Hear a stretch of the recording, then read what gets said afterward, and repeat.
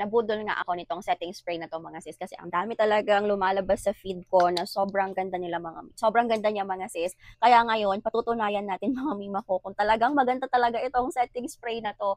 Kaya ayan, nag-aayos ako ulit mga sister ko kasi nabura na yung aking mga makeup. I'm using One and Done blush stick mga sister ko.